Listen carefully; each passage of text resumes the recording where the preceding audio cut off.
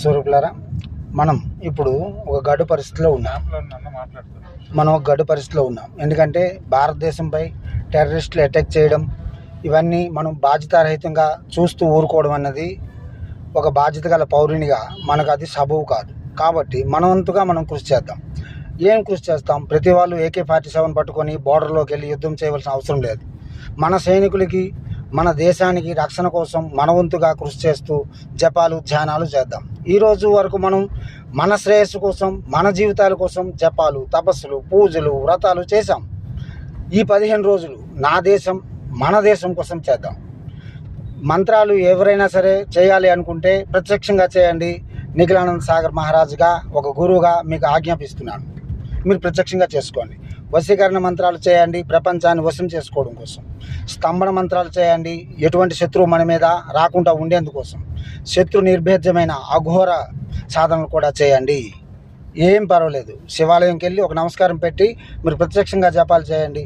ఈ 10 రోజులు మన దేశం కోసం జపం, ధ్యానం, ఆరాధన, మందిర ప్రదక్షిణలు చేద్దాం.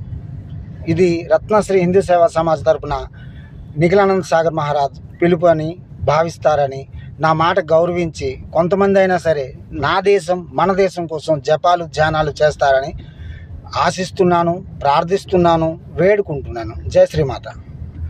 గురుగారు మీరేం చేస్తున్నారా అని మీరు అడుగుతారా? చూడండి, అమావాస్య రోజు ప్రారంభించాం. మేము ఏ ఊర్లో ఉంటే ఆ ఊర్లో నా దేశం, మన దేశం కోసం ఘోరమైన కాలభైరవ, ప్రత్యంగిరాది యజ్ఞాలు చేస్తున్నాం. మీరు కూడా పాల్పంచుకోవచ్చు. ప్రత్యక్షంగా మీరు మటుకు మీరు కూడా చేసుకోవచ్చు. జై శ్రీమాత.